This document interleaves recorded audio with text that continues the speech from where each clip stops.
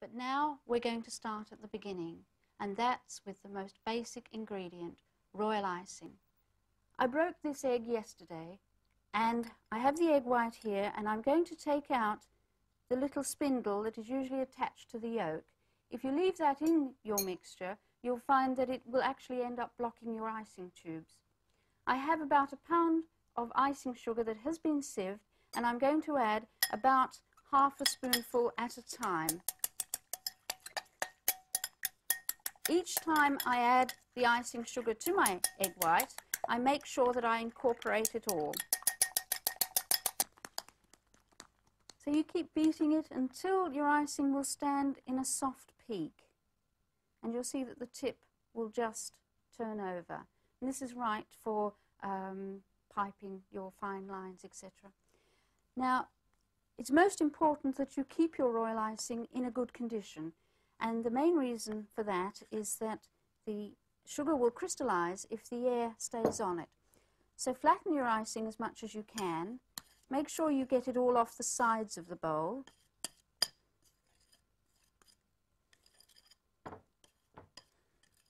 And then wipe the edge of the bowl with a damp cloth so that you get all those crystals of sugar from the side of the bowl. Then you want to get some cling film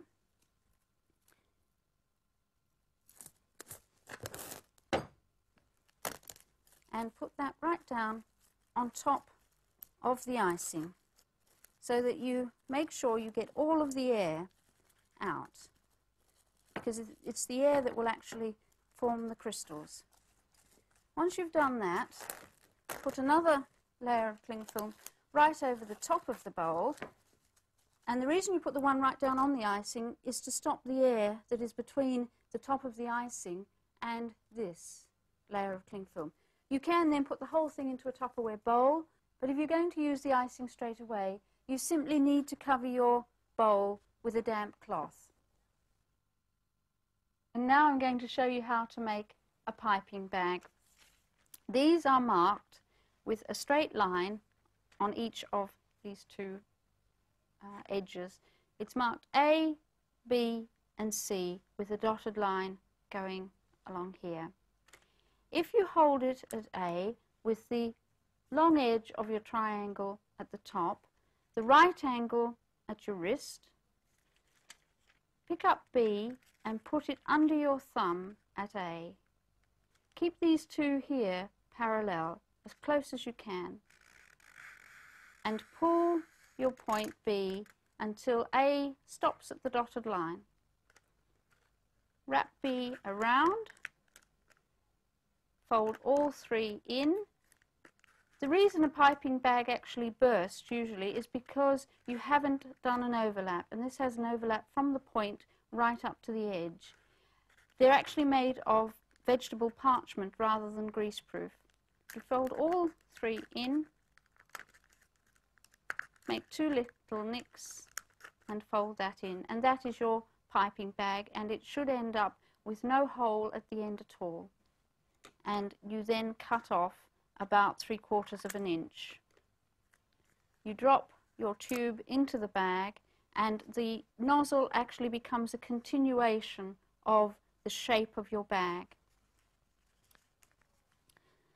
To fill it with royal icing, take a little bit of icing on your palette knife, put it into the bag, and if you hold your thumb against the back of the palette knife, you can get all that icing off down into the bag without getting covered with icing. Fold it right down over the icing, and this way you actually make a seal, because the little nick that you folded in is folded right down against the back of the bag.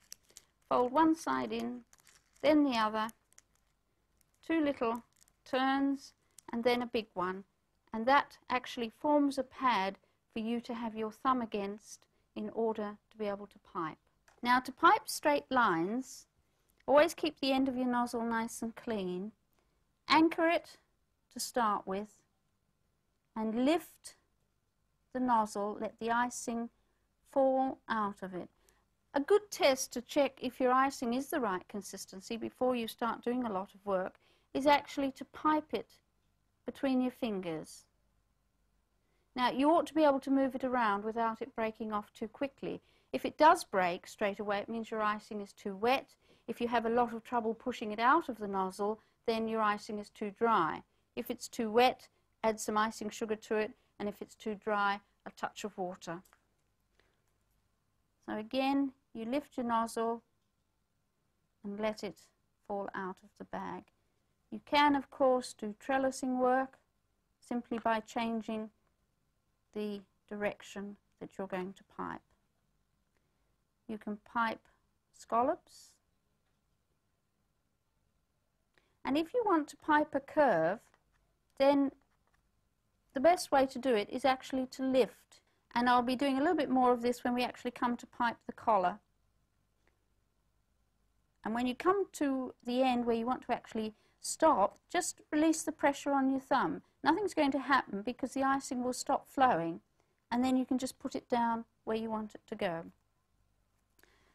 To pipe a star, we use the number 5 nozzle, and we hold it vertically. Push the icing out, stop pushing, and pull away. So push, stop pushing, and pull away, and you'll get a star. You use the same nozzle to get a shell, but this time you rest your nozzle about 45 degrees to your board or your cake. Push the icing out, release the pressure, and pull away.